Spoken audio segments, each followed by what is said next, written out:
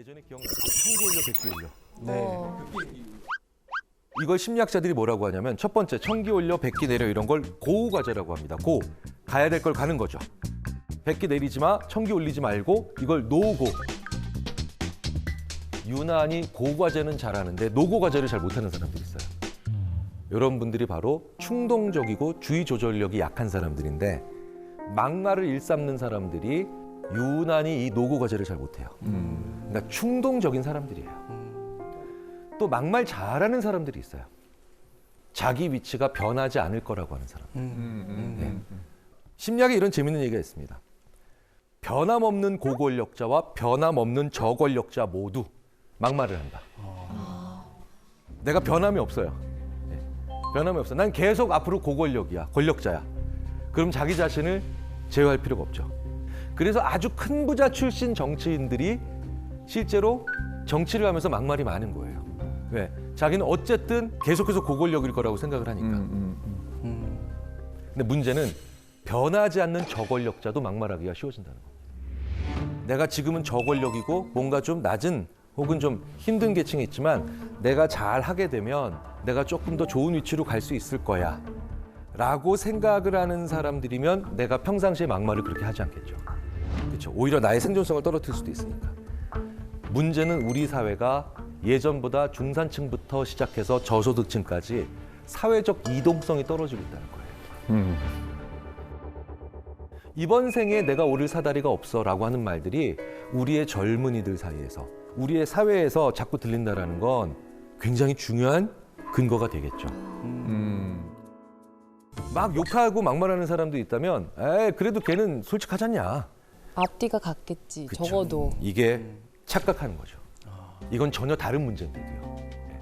그런데 우리 사회가 지금 되게 재밌게도 솔직하게 엉망인 얘기를 하는, 진심으로 헛소리하는, 네. 진심으로 헛소리하는 사람들이 자꾸 권력을 잡고 있는 그런 세상들이 가고 있어서 정말 위험하고 두렵고 문제가 있다는 걸 느끼죠. 실제로요, 이건 미국에서도 아주 오랫동안 검증이 잘 되어 왔다는 건데 더 괜찮은 후보를 뽑는 게 아니라 진정성이 높은 후보. 근데 그 말이 진실인지는 관심이 없다는 거예요.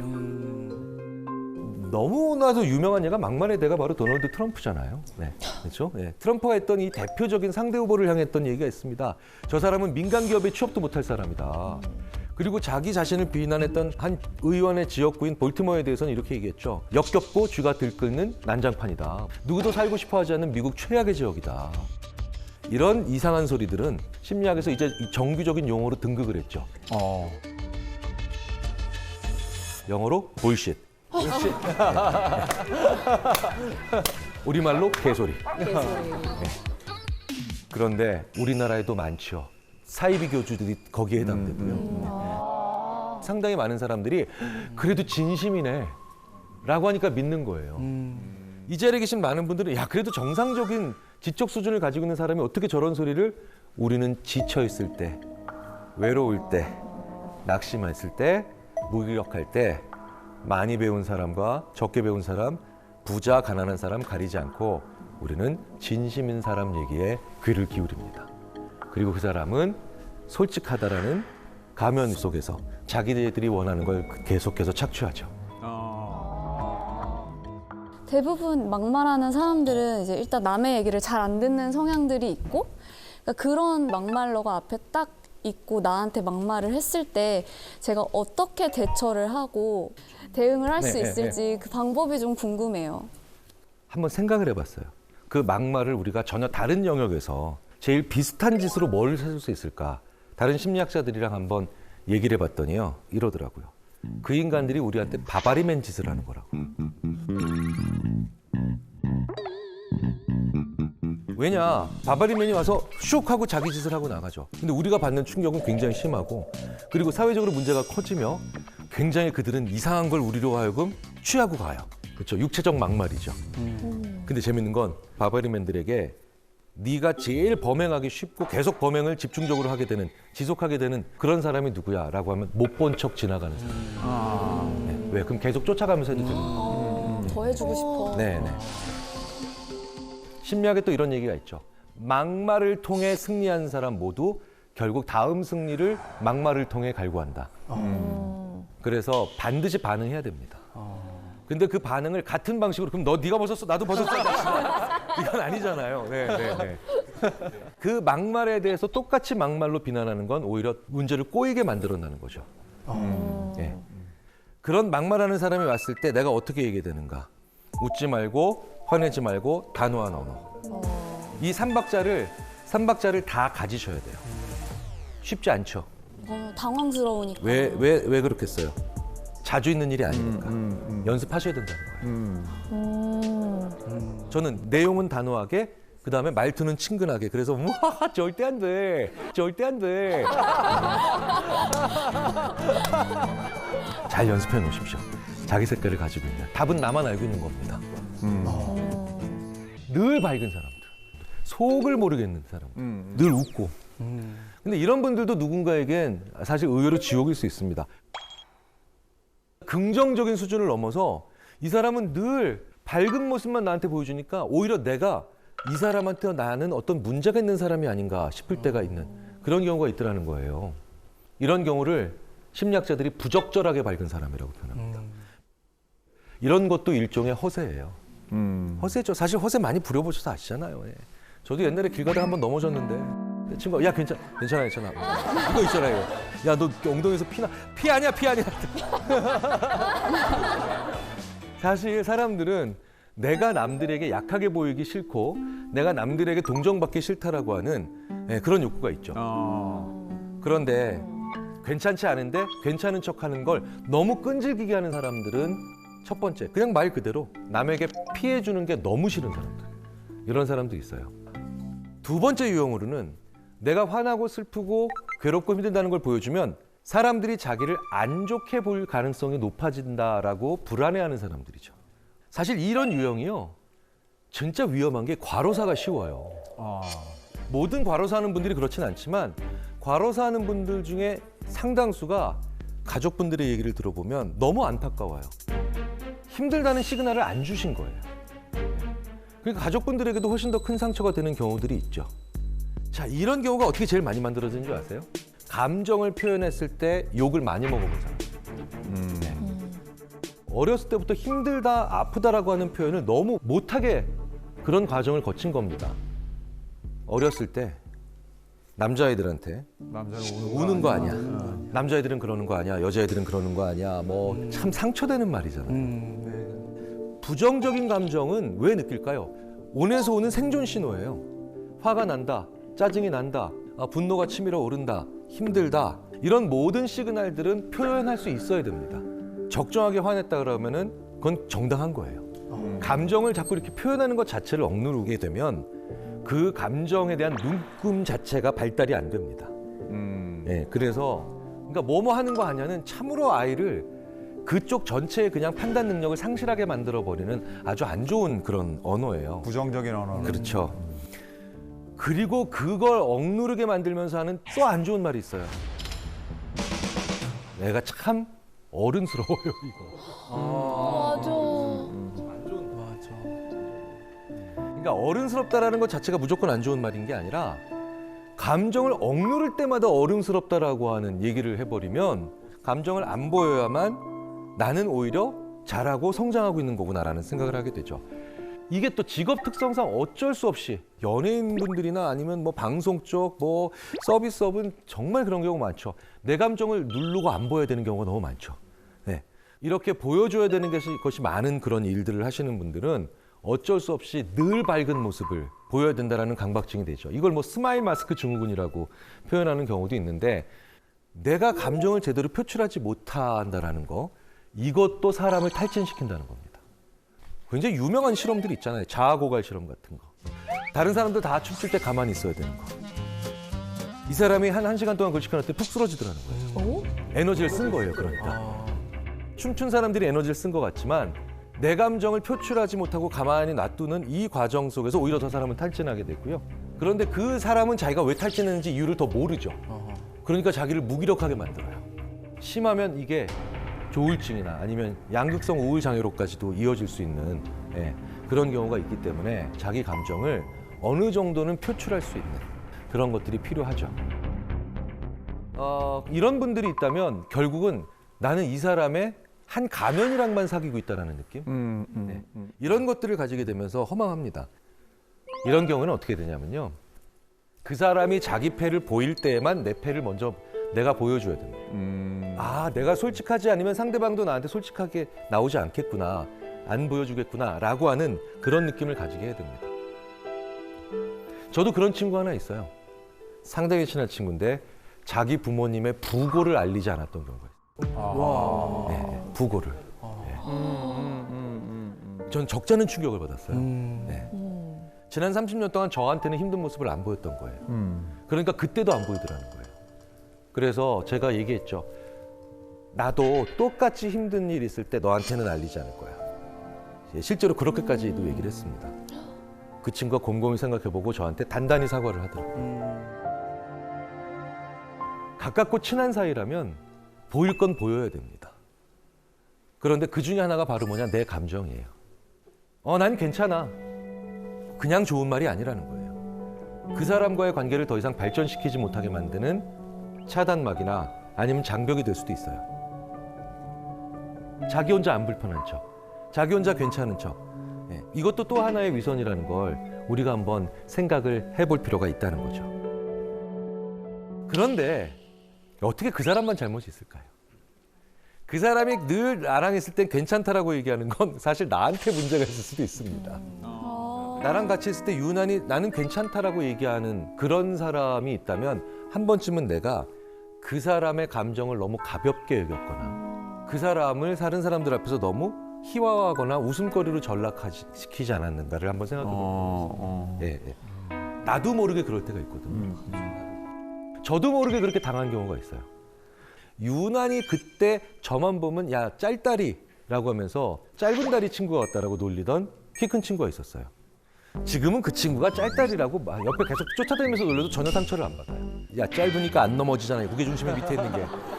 한국 유도가 왜 이기는 줄 알아 임마? 안 넘어가는 줄 알아? 막 이러면서 이제 쉽게 오히려 즐기면서 얘기를 하는데 저한테 한 대학교 1학년 그 시기에 유난히 고농담을 많이 했던 그 친구는 전혀 악의가 없는 친구였거든요. 저도 한 10년이 지나고 난 다음에 문득 깨닫게 되더라고요. 아, 내가 유난히 얘 앞에서는 괜찮은 척하고 있다는 거예요. 네. 이 사람한테서는 내가 약점 보이기가 싫고 내가 만약에 힘들어한다라는 건 내가 뭔가 패자가 되고 있다라는 그런 생각을 저도 모르게 하고 있더라는 거예요. 그 친구한테 그런 입장이 된 게 아닐까라는 생각을 해볼 필요도 있죠.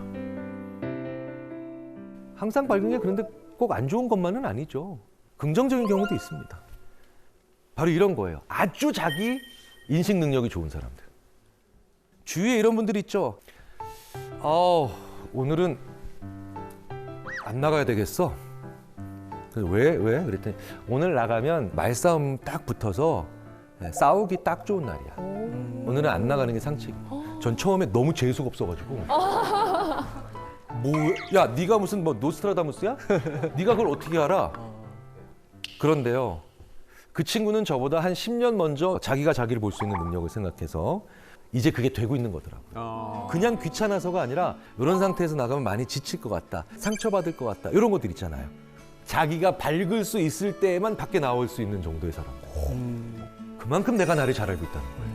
이거 진짜 기령 좋은 사람. 내 감정이 무엇을 말하고 있는지를, 내 감정 상태가 어떤 시그널을 주고 있는지를 또 정확히 아는 거. 이걸 메타 정서라고 하죠.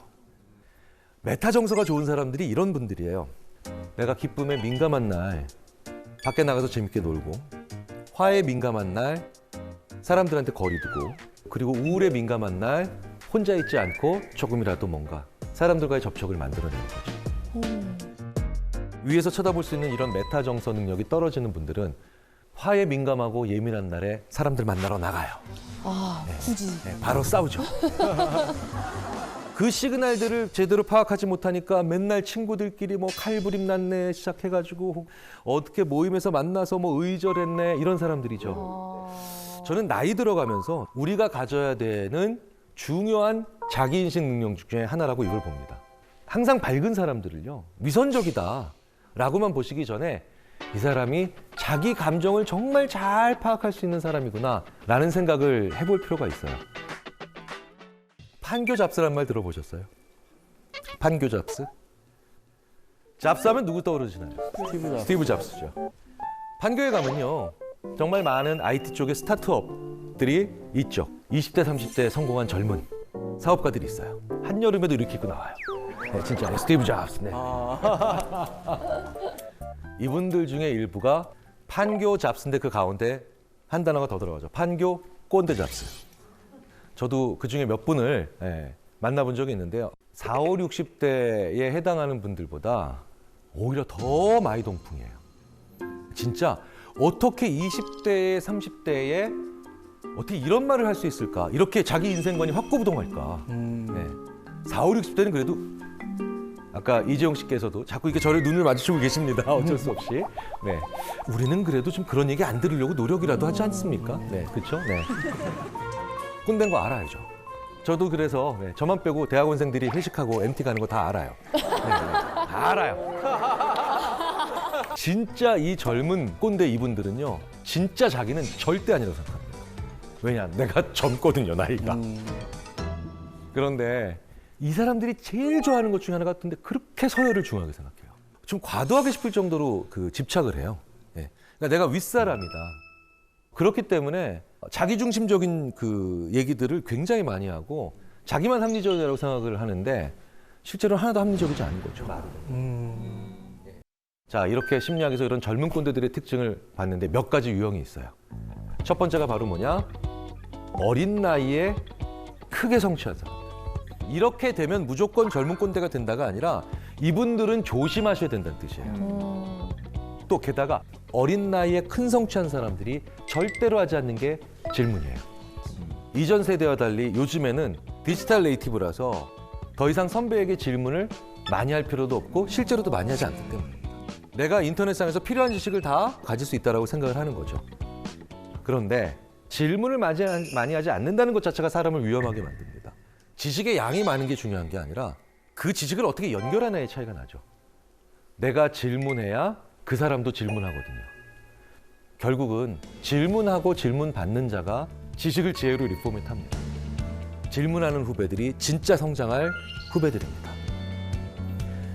두 번째, 자기가 세운 규칙이나 규범으로 굉장히 단순하게 세상을 이해하려고 하는 사람들, 이런 사람들이 또 젊은 꼰대에 해당합니다. 예를 들자면 7시 이전에 출근하지 않는 자는 일하지 않는 자야. 뭐 이런 게 있어요. 심지어는 미신적인 행태를 해요. 예, 7시 이전에는 뭔가 기운에 좋은 기운이 있다는 둥. 왜 제가 그런 거 봤더니 그 사람은 실제로 7시 이전에 회사에 출근하는 그런 아침형 인간들과 주로 일을 했기 때문에 그때 당시에 성공을 했던 거였어요. 근데 재밌는 건 저녁형 인간들이 있거든요. 예. 저녁형 인간들이 있어요. 네. 저녁형 인간들이 창조적인 인간들이 많아요. 네. 어쨌든 이렇게 우연의 일치의 하나로 특정한 요인을 성공하면 그게 이제 행동의 원칙이 됩니다. 그리고 그 행동을 하지 않는 사람은 무조건 나쁜 사람이에요. 혹은 원하지 않는 사람이거나 무능한 사람이에요. 이런 피상적인 생각을 하는 유형의 사람들이 결국 또 젊은 꼰대가 됩니다. 이런 사람들을 보면 많이 답답하죠. 저는 그게 너무 어렵더라고요. 꼰대 짓을 하지 않으면서 그러니까 좀 지혜롭게 잘 조언을 하고 후배들과 좋은 관계를 맺을 수 있는지 좀 실질적인 팁이 있으면 좀 부탁드릴게요. 그것에 대해서 정말 고민을 많이 한 미국의 언어인지 심리학자가 있습니다. 마이클 토마슬러라고 하는 분인데요. 두 가지 원칙을 지키면 내 말이 훨씬 더 꼰대스럽지 않게 하지만 내 경험이 더 잘 그들에게 스며들 수 있고 후배들도 들을 수 있는 말이 된다고 합니다. 바로 뭐냐면 성공은 기술하고 실패는 설명해라. 기술, 조선왕조실록 있는 그대로 써주는 거예요. 성공한 건 선배님 그때 성과가 좋으셨다면서요. 야 그때 말이야 남북관계가 그때 정상화가 됐어. 유가가 그때 떨어졌지. 조선왕조실록처럼 담담히 그때 당시의 정황만 얘기해 주는 거예요. 들어가면 안 되는 게 뭐냐? 나. 실패는 설명하라. 설명은 삼국지 주인공 있는 거죠. 선배님 그때 왜 이렇게 안 좋았다면서요? 아 그때 내가 뭐가 문제였냐면 말이지. 그러면 내가 가진 경험을 완전히 받아들일 준비가 돼 있죠. 요거 거꾸로 하죠 대부분. 자기의 성공을 설명하죠. 그렇죠. 신나게 그냥 나의 네, 무공을. 그렇지. 밤을 자지 않고. 근데 되게 재밌는 건 그런 선배가 자기의 실패는 기술해버리면 되게 기만적으로 보이죠. 그때 국제 정세가 안 좋았어요. 근데 유가가 지금 저참하게 떨어지고. 변명 같고. 성공은 기술하고 실패는 설명하면 굉장히 후배로서는 받아 적고 싶은 선배들의 말이죠. 나이 든 꼰대, 젊은 꼰대 모두 막론하고 꼭 하는 말이 하나 있어요. 이분들이 많이 하는 얘기가 뭘까요? 그렇죠. 네. 뒤에서 다 해주시는. 1000만 불짜리 그 용어인 것 같아요. 라떼는 말이야, 그렇죠? 네, 네, 정말. 아 그런데요, 하셔도 돼요. 나 때는 말이야 그 말 자체가 나쁘기보다는 결국 내가 말이야 너희 때는 말이지 내가 너희들을 알지 이렇게 얘기했다는 거예요. 그 세대를 비교해버리면서 혹은 차별하면서 균형이 무너지는 말이 됩니다. 그래서 라떼는 말이야보다는 우리 때는 말이야가 좀 더 괜찮아요. 내가가 아니라 우리 때는 말이야 우리가 이렇게 힘을 합쳤어. 이렇게 얘기하면 그래? 그때는 그렇게 힘을 합쳤다는 거지? 이 선배의 이야기가 그렇게 위선적으로 보이지 않는다는 거예요. 그 이해할 수 없는 모습이 분명히 내 안에 있을 거라는 거죠. 네. 그리고 그걸 발견하게 되면 그러면 그때부터는 내가 주인공이 되니까 그 사람이 왜 그러는지를 알아내기가 굉장히 쉬워져요. 내 안에 그 저 사람이 보이는 아주 이상한 모습이 좀 정도는 약하더라도 나한테 있다라고 하는 걸 알아낼 수 있는 제일 좋은 근거가 바로 뭐냐? 평상시에 일기 써놓으시는 겁니다. 네. 여기서 중요한 팁 하나가 있습니다. 일기를 아침에 쓰세요. 어저께 일어난 일이잖아요. 그 감정 속에서 살짝 벗어나와서 쓰는 거예요. 어제 이런 일 있었고 저런 일 있었고 저런 일 있었는데 이래서 좀 그랬음, 이래서 좀 저랬음. 끝이에요. 그 일기 속에서 원망이나 아니면 행복이나 기쁨이나 막 번민에 막 묻혀 있는 그런 일기가 아니라 그걸 이렇게 한 발자국 떨어져서 이렇게 보는 눈이 생기더라고요. 일기 안에 있는 나와 대화를 하거나 그걸 잘 쳐다보면 내가 나를 볼 줄 아니 타인도 이제 볼 수 있게 된다는 겁니다. 알기도 어렵고 참 여러모로 정말 신기하고도 어려운 게 우리의 마음 또 타인의 마음인 것 같습니다. 우리 자신도 누구에게 지옥 같은 타인이 될 수 있잖아요. 타인의 마음을 조금이라도 이해하기 위해서 이 자리에 모인 여러분들께서 이미 좋은 어른이시고 그 과정에서 이해할 수 없는 사람, 납득할 수 없는 사람들의 수를 좀 더 줄여나가고 우리도 그런 사람이 될 수 있는 그런 위험을 줄여나갈 수 있지 않을까 그런 생각이 들면서 오늘 정말 긴 시간 동안 함께해 주셔서 정말 감사 인사를 드립니다. 이 악인에게 계속 끌려가지고 그 사람들이 자기 인생에 오는 걸 막아내지를 못하는 분들이 계시거든요. 대표적으로 어떤 사람들이 그러느냐. 첫 번째로 제일 중요합니다. 외로운 사람들이에요. 실제로 나쁜 사람들한테 피해를 본 분들의 상당수가 바로 뭐냐. 어린 시절에 외로움을 강하게 경험했고 그 기간이 길었던 경우가 많습니다. 외롭다라는 게 무슨 뜻인가요? 사람을 많이 안 만나봤다는 뜻이죠. 그래서 사람을 많이 안 만나봤기 때문에 이 사람이 떠나면 다음 사람이 온다는 걸 생각을 못 하시는 거예요. 사람을 많이 만나본 사람들은 헤어질 때 아낌없이 좋아하고 좋은 관계가 있다가도 헤어져야 하고 그 다음에 어쩔 수 없이 이별을 할 때 그때 상대방을 괴롭히지 않습니다. 그리고 본인 자신도 그래 더 좋은 사람을 만나야 되겠다. 이게 깨끗이 있는 것과는 좀 다른 거죠. 헤어짐을 인정하는 거예요. 그냥 우리는 지금 헤어지는 거예요. 그런데 이 외로움이 강한 분들은 그리고 외로움을 많이 경험했던 분들은 그걸 못하는 거예요. 그래서 이제 나쁜 관계도 계속 유지하고 심지어는 도피를 하는 그 관계로 도피하는 경우가 있다는 거죠. 이게 우리 인간에게 있어서 굉장히 안 좋은 일이라는 거예요. 두 번째로 악인을 자꾸 의식 무의식적으로 필요로 하는 분들이 계세요. 예를 들어서 정말 질 나쁘거나 못된 직장 상사. 이 직장 상사를 보고도 떠나질 못하는 겁니다. 자, 왜 그런지 아십니까?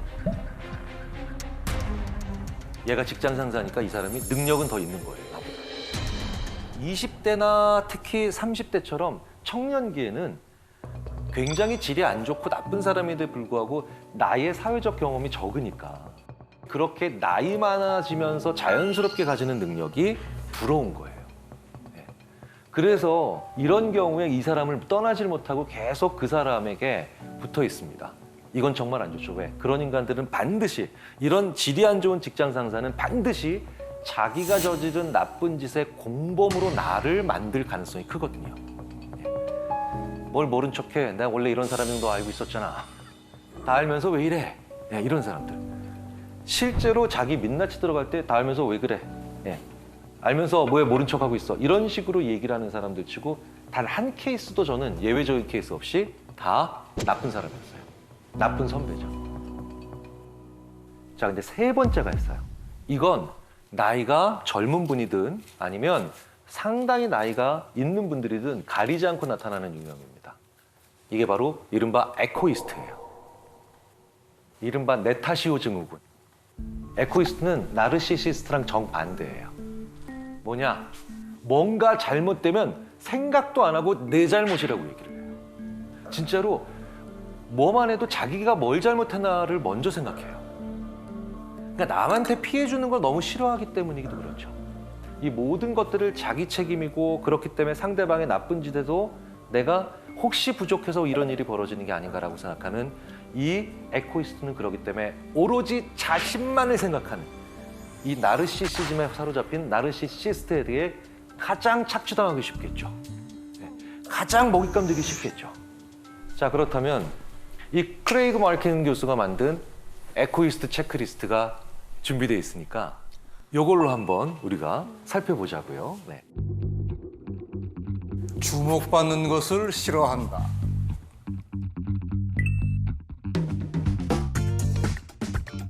네. 문제가 발생하면 내 탓부터 한다. 유독 자기 자신에게 엄격하다. 남에게 폐 끼치는 걸 싫어한다. 타인과의 갈등을 회피한다.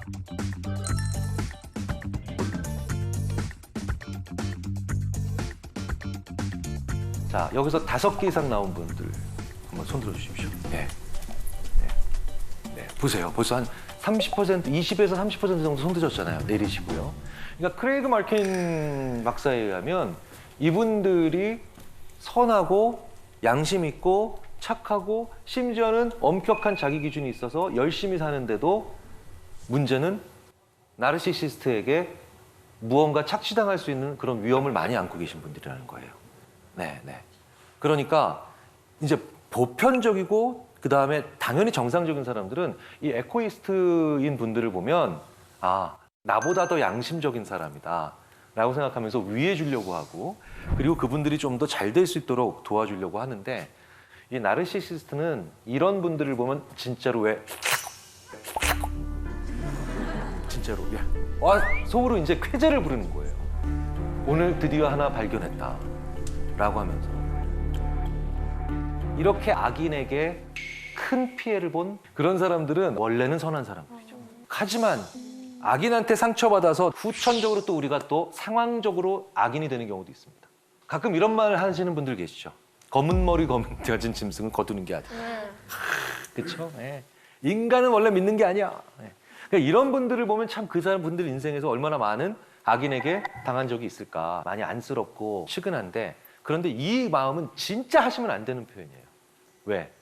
걔한테만 악하게 해야죠. 그렇죠?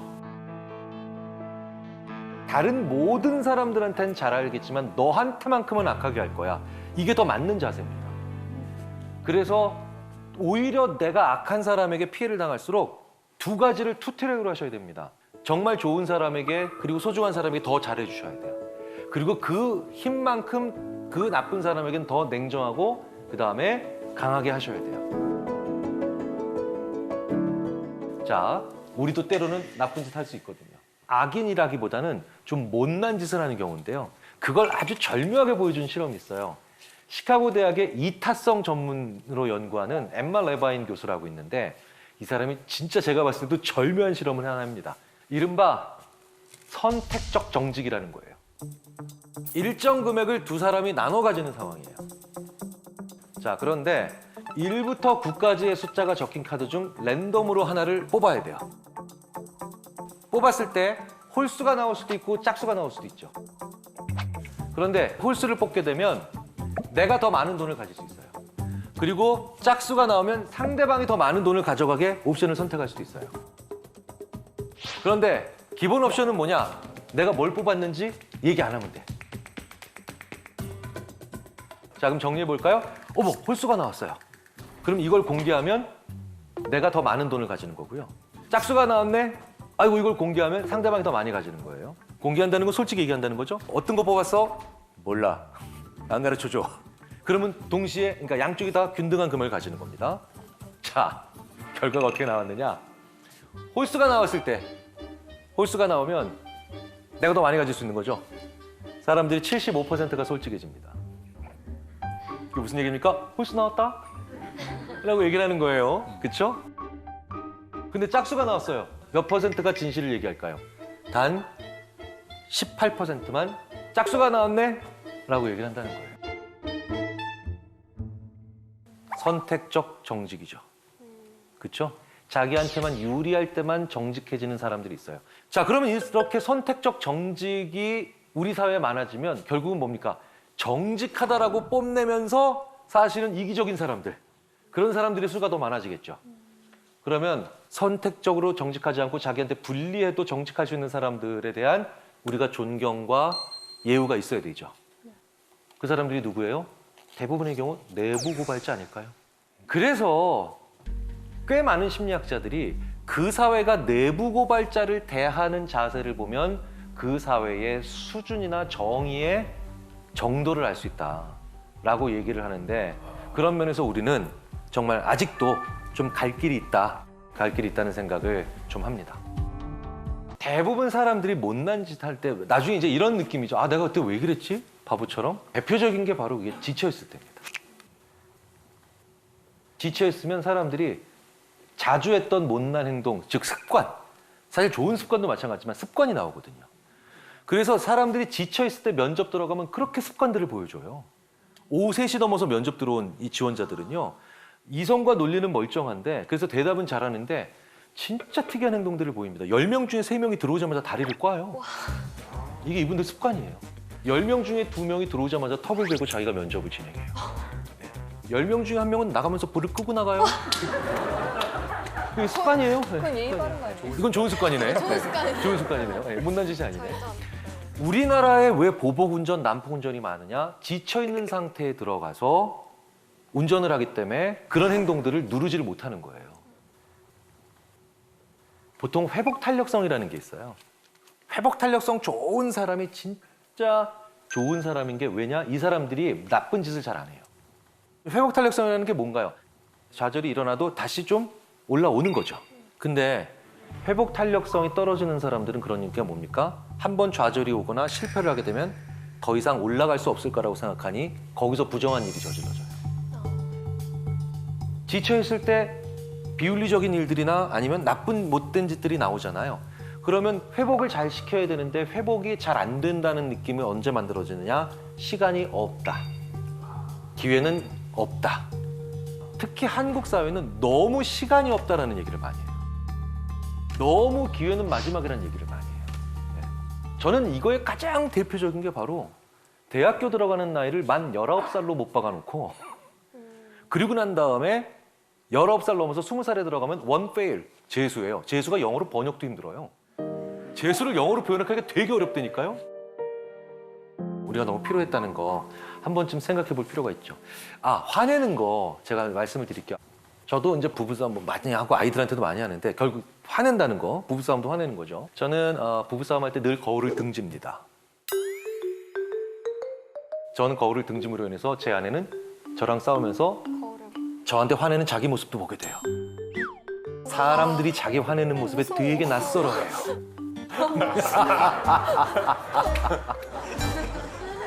이런 경우 있어요. 프로야구 선수인데 꽤 된 얘기거든요. 저랑 친한 어떤 프로야구 선수 몇 분이 자기 상담받아야 될 것 같다고. 그래서 왜? 그랬더니 내가 봤을 때 내가 너무 미워. 스포츠 신문에서 심판한테 항의하는 자기 모습이 예, 이틀 연속 나오니까 그걸 보면서 자기가 봤을 때 너무 끔찍하더래요. 이런 놈이 다 있나? 자기가 화내는 모습을 거의 본 적이 없어요, 사진 속에서. 셀카 찍을 때 기분 좋을 때 찍잖아요. 좋은 데 가서 기분 더러워, 셀카. 이거 없잖아요. 이건 없다고. 예. 그래서 되게 낯설고 어색하고 그리고 심지어는 혐오스럽기까지 하죠. 실제로 악성 민원인들이 자꾸 와서 말도 안 되는 얘기하는 창구 뒤에 바로 예, 민원인 상대하시는 분의 뒤에 거울을 놓고 효과를 본 경우도 있고요. 그러니까 화를 낼 땐 자기를 안 보기 때문에 그렇죠. 그래서 말을 나 중심으로 하시는 게 중요해요. 너 왜 그랬어?가 아니라 네가 그러니까 아빠는 화가 나. 네가 나를 화내게 만드는 게 아니라 아빠는 화가 나라고 얘기를 하시는 게 더 나아요. 나 중심으로 얘기를 하는 거죠. 그러니까 상대방의 원인 제공자처럼 상대방을 자꾸 만들면 계속해서 원망만 많이 많아집니다. 그런데 나는 지금 슬퍼, 나는 지금 화가 나, 나는 지금 삐졌어, 나는 지금 속상해 이렇게 나를 중심으로 언어를 하면 상대방도 훨씬 더 나에게 맞춰주기 좋고 나도 상대방에게 좀 더 조절하기가 쉬워져요. 그렇다면 이제 이 악인에 대해서 우리가 어떻게 하면 악인에 대처할 수 있는가 이런 걸 좀 생각을 해봐야 되죠. 그렇죠? 악인은 양심이 없습니다. 양심이 없으면 악인이라고 하는 거예요. 사이코패스든 소시오패스든 나르시시스트든 양심이 없으면 그런데 이 양심은 뭘까요? 종교적인 양심이랑은 좀 다르죠. 종교적인 양심은 신에게 내가 잘못했을 때 처벌받을 것 같다라고 하는 그런 두려움에 좀 많이 기인합니다. 그런데 심리학에서 얘기하는 양심은 그게 아니에요. 연민과 애착이에요. 그러니까 애착과 양심이 없는 사람들을 알아봐야 되는데요. 우리가 왜 그들에 대해서 알아야 되느냐? 우리가 아우스마트라는 개념으로 얘기를 해요. 자, 마사 스타우트라고 하는 그 소시오패스를 정말 오랫동안 연구해온 심리학자가 있습니다. 아우스마팅 더 소시오패스 넥스트 도어. 그들보다 더 똑똑해져야 돼요. 그들보다 더 많이 알아야 돼요. 그들에 대해서. 그래야만 그 사람과의 관계를 판단할 수 있고 내가 그 사람이 나한테 오는 걸 막을 수 있으니까요. 그럼 무엇이 제일 중요할까요? 가치 판단을 할 줄 알아야 됩니다. 그러면 가치 판단을 한다는 게 무슨 뜻이냐? 정의를 내려보는 거예요. 우리는 너무 정의 내리지 않았어요. 도대체 성공이라는 건 당신한테 어떤 식으로 정의되나요? 그런 얘기를 생각해보지 않았다는 거예요. 그저 돈을 많이 벌려고 하고 그저 승진을 하려고 하고 그저 상을 타려고 합니다. 당신한테 승진이라는 건 뭔가? 나한테 공부라는 건 뭔가? 이런 나에게 그런 정의가 있어야만 결국 그 정의를 통해서 다른 사람의 정의와 만나고 그리고 더 개발되고 그 다음에 더 성장하면서 그 정의가 계속해서 다듬어지면 그게 바로 뭐냐? 가치관이 되고요. 그 가치관이 이제 더 살을 붓고 더 정교화되면 그게 철학이 돼요. 그런데 그 가치와 관계에 대한 정의가 하나도 없으니까 그 사람이 나한테 어떤 관계인지 정의 내리지 못하니 늘 당하는 거죠. 예를 들자면 어떤 부인이 끊임없이 폭력적인 남편한테 계속해서 당하고 있습니다. 그런데 그 부인이 만약에 부부란 서로 어떠한 일이 있어도 서로 상대방에게 해를 끼치면 안 된다라고 하는 정의를 가지고 있다고 쳐보자고요. 그러면 훨씬 더 그 폭력적인 남편에 대해서 내가 더 잘 대응할 수 있고 단호하게 적응할 수도 있겠죠. 의외로 우리는 그런데 학교 다니면서 그것에 대한 당신의 정의는 이라는 시험을 풀어본 적이 없어요. 그죠? 그런데 이런 문제를 우리가 학교에서 배우지 않았으니 생활에서 우리 삶 속에서 해봐야 됩니다.